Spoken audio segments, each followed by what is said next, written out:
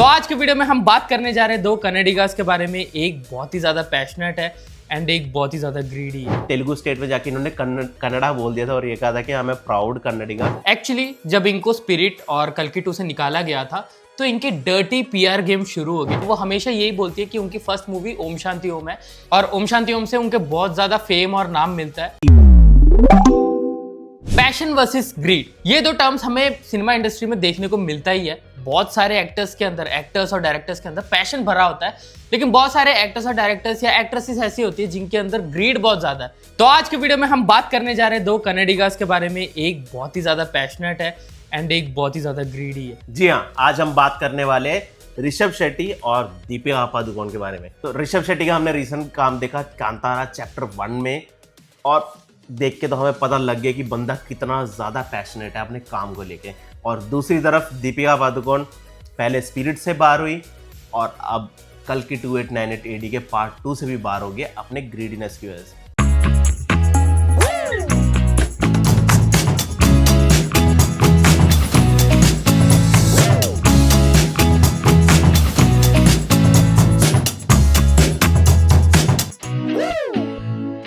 Point number 1 है early life and struggle. Rishabh Shetty का जो जन्म था एक उडुपी के एक छोटे गांव में हुआ था। वो एक मिडिल क्लास फैमिली से बिलोंग करते थे, बट उनके सपने बहुत बड़े थे। और जब वो कॉलेज में थे उन्होंने तब से ही थिएटर करना शुरू कर दिया था और वहीं से उन्होंने जो फोकलोर आर्ट है वो सीखा था, जो आज हमने कांतारा में देखा। उन्होंने बहुत सारी और जॉब्स की, जैसे ऑफिस बॉय का काम किया, वाटर कैन उठाते थे, और वो मुंबई में तक आ गए इसके बाद। और यहाँ पे आके वो एक प्रोड्यूसर के लिए ड्राइवर तक बन गए थे। और इतने सारे स्ट्रगल के बाद ही 2016 में उन्होंने अपनी फर्स्ट मूवी रिकी को डायरेक्ट किया था। अब बात करते हैं दीपिका पादुकोण की, जिनका जन्म हुआ था डेनमार्क में। वो ऑलरेडी बहुत ही वेल्दी फैमिली से थी, क्योंकि उनके पापा है प्रकाश पादुकोण, जो कि एक बहुत ही फेमस बैडमिंटन प्लेयर है। तो पहले तो उनको स्पोर्ट्स में दिलचस्पी थी और बाद में उनकी दिलचस्पी मॉडलिंग में आ गई, और मॉडलिंग के थ्रू ही उन्हें सिनेमा इंडस्ट्री में भी बहुत ही ईजी एक स्टार्ट मिल गया। उन्होंने सबसे पहले हिमेश रेशमिया के एक म्यूजिक वीडियो में काम किया और उस गाने के बाद वो सिनेमा इंडस्ट्री में आती है और उनको उनकी डेब्यू मूवी मिलती है सर उपेंद्रा के साथ, जो कि थी कन्नड़ा मूवी ऐश्वर्या। बट मजे की बात देखो, ये मूवी करने के बाद भी वो कभी इस मूवी को एक्नॉलेज नहीं करती और बोलती नहीं है कि मतलब मेरी फर्स्ट मूवी ये है। वो हमेशा यही बोलती है कि उनकी फर्स्ट मूवी ओम शांति ओम है और ओम शांति ओम से उनके बहुत ज़्यादा फेम और नाम मिलता है और वहीं से उनका करियर बनता है। बट कभी भी उनको अपने डेब्यू मूवी के बारे में बात करते नहीं सुना। तो पॉइंट नंबर 2 है hands on genius versus demanding queen. जी हाँ, जो ऋषभ शेट्टी हैं वो इतने ज़्यादा टैलेंटेड है। वो एक एक्टर है, प्रोड्यूसर है, राइटर है। तो उनको क्या होता है कि जब उन्होंने कांतारा मूवी की थी तो उन्होंने इस मूवी में सारे रोल प्ले किए थे। उन्होंने ही प्रोड्यूस की, डायरेक्ट की और एक्ट भी किया एज शिवा। तो क्या हुआ कि जो उस मूवी का एसेंस था, जो हमें फोकलोर की स्टोरी दिखाई, बहुत अच्छे से दिखी, क्योंकि वो बंदा उस रूट से जुड़ा हुआ है। और इसी वजह से उसकी जो स्टोरी टेलिंग थी टॉप नॉच थी। इतना कम बजट में भी उस मूवी ने इतना अच्छा वर्क किया, वर्ड ऑफ माउथ से चली, 400 करोड़ तक कमा लिया। और अभी कांतारा का जो चैप्टर 1 है, जो एक्चुअल में उसका पार्ट 2 नहीं है, उसका प्रीक्वल है, वो आया। वो देखने के बाद भी क्रिटिक्स बहुत ज़्यादा खुश हुए। क्रिटिक्स ने बोला कि ये होता है काम, पता लगता है कि एक बंदा पैशनेट है। और इनके पैशनेट होने का जो सबूत है आज अभी के टाइम पे इंस्टाग्राम, यूट्यूब में बहुत ज़्यादा फेमस भी आप देख सकते हो। बंदे ने लिटरली कलरी फाइट और मार्शल आर्ट्स, स्टंट्स खुद करना, ये सब कुछ किया। और भूता कोला को भी जिस हिसाब से दिखाया, मतलब आप चाह के भी इस मूवी को हेट नहीं कर सकते। अब बात करते हैं दीपिका पादुकोण की, जो कि सिर्फ बड़े बैनर्स की मूवीज और बड़े पे चेक्स ही लेती हैं। सबसे पहले तो बात करेंगे उनकी मूवी स्पिरिट से एग्जिट के बारे में। तो एक्चुअली ये संदीप रेड्डी वांगा की अगली मूवी है, जिसमें कि वो प्रभास के ऑपोजिट काम करने वाली थी। लेकिन इस मूवी से उनकी एग्जिट हुई क्यों? सबसे पहला रीजन तो ये है कि मूवी के लिए 8 घंटे उन्हें शूट करना था दिन में, लेकिन उन्होंने बोला कि मैं सिर्फ 6 घंटे शूट करूंगी। इसके अलावा वो कहती है कि मुझे 20 करोड़ रुपए फीस चाहिए और जो मूवी की प्रॉफिट है उसमें से भी शेयर चाहिए। और एक और चीज उन्होंने ये बोला कि मैं तेलुगु में कोई डायलॉग नहीं बोलूंगी, मैं सिर्फ लिपसिंग वगैरह कर लूंगी, वो आप बाद में डब कर लेना। तो इस तरह के काफी सारे उनके अतरंगी डिमांड से, जिनकी वजह से संदीप रेड्डी वांगा ने उन्हें बाहर का दरवाजा दिखा दिया और उनकी जगह तृप्ति दिमरी को ले लिया। और यही नहीं, जब लोग सोच रहे थे कि चलो ठीक है, वांगा बहुत ही अड़ियल इंसान है, लेकिन उनको वैसे ही सहना बहुत मुश्किल है और ऐसा कहा जाता है कि उनके साथ काम करना बड़ा मुश्किल है, तो लोगों ने यही कहा कि मे भी संदीप रेड्डी वांगा की गलती होगी, जिसकी वजह से दीपिका बाहर निकली है। बट अभी रिसेंटली न्यूज आई कि दीपिका का कल्कि 2 से भी एग्जिट हो गया है। तो लोगों को लगा कि सच में इनकी डिमांड्स बहुत ही ज़्यादा हो गई हैं, जिसकी वजह से प्रोड्यूसर्स इनको बाहर का दरवाज़ा दिखा रहे हैं। जैसे कि कल्कि 2 के टाइम भी उनका यही डिमांड था कि मैं सिर्फ 5 घंटे काम करूंगी, मैं इतना फीस लूंगी, इतना प्रॉफिट शेयर चाहिए, और मेरी जो टीम होगी वो 25 लोगों की होगी जिनका सारा पैसा प्रोड्यूसर पे करेगा, मेरी 6 वैनिटी वैन्स होंगी। तो ऐसे अतरंगी डिमांड्स की वजह से producers kind of fed up हो गए। थर्ड पॉइंट है from underdog to legend versus controversial stars. Rishabh Shetty ने जिस हिसाब से कांतारा 1 बनाई थी, मतलब कम बजट में बनाया, इतनी बड़ी हिट हुई, उसके बाद कांतारा चैप्टर 1 आया। जस्ट इमेजिन करो, जो उनकी फर्स्ट मूवी थी ना, जो रिकी आई थी, उस मूवी को स्क्रीन्स नहीं मिले थे, और आज के दिन कांतारा चैप्टर 1 5000 से ज्यादा स्क्रीन्स में चल रही है।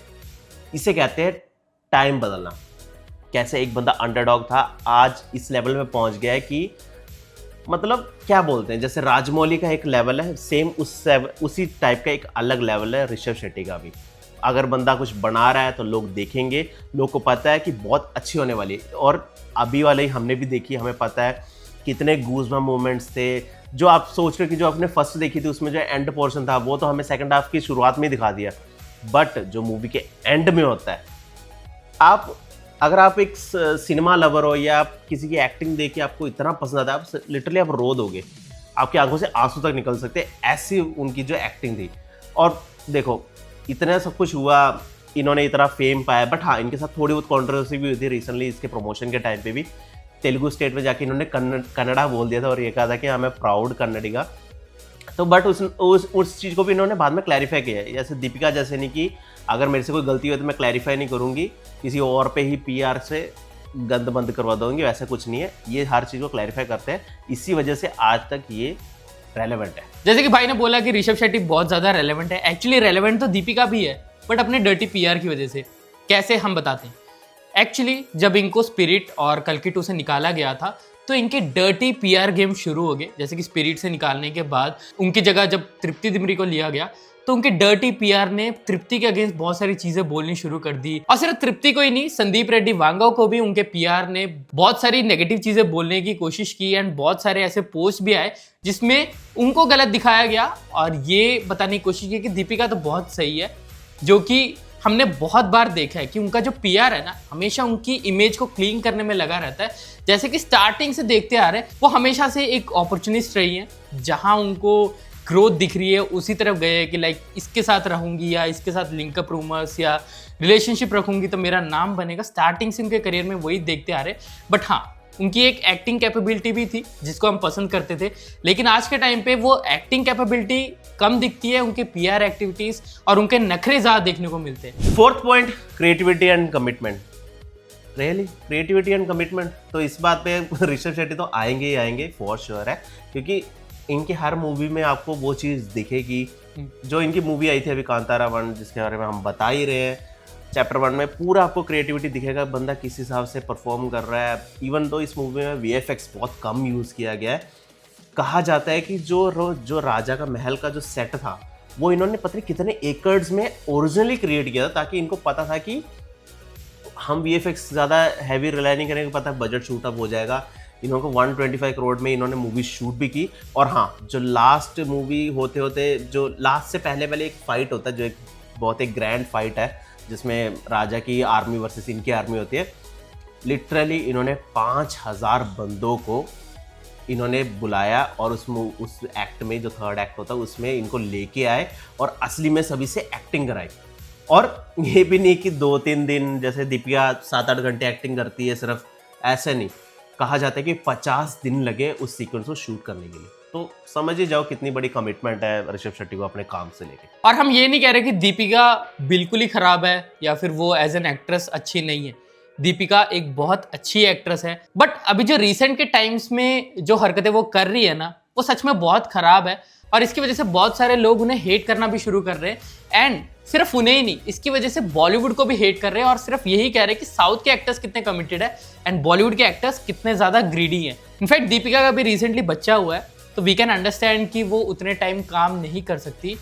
बट जो इनके और फालतू के जो डिमांड्स है ना, लाइक हम एक बार के लिए ये मान लेते हैं कि ठीक है वो 5 या 6 घंटे ही काम करती है, ठीक है, लेकिन जो ये 6-7 वैनिटी वैन्स, 25 लोग, उन सब का पैसा प्रोड्यूसर देगा, ऐसे जो फालतू के डिमांड्स है ना वो बहुत ज़्यादा हो रहा है, जिसकी वजह से उनकी क्रेडिबिलिटी कम हो रही है। बट क्रिएटिविटी वाइज मैं सच में कहूँगा कि वो खराब एक्ट्रेस नहीं है, उनमें पोटेंशियल है और वो हमें पीकू और बहुत सारी मूवीज़ में देखने को भी मिला। तो बस यही बोलते हैं, हम ये चीज़ बोलना चाहते हैं कि अगर आपको ये वीडियो पसंद आई तो इस वीडियो को लाइक शेयर कमेंट कर देना और जिसके साथ मर्जी शेयर कर देना। तो आप हमें कमेंट सेक्शन में बता सकते हैं कि इन दोनों में से आपका फेवरेट कन्नड़ी का कौन है। तो वीडियो को लाइक कमेंट शेयर कर देना और हाइप जरूर करना और सब्सक्राइब जरूर कर देना चैनल को। तो तब तक के लिए बाय।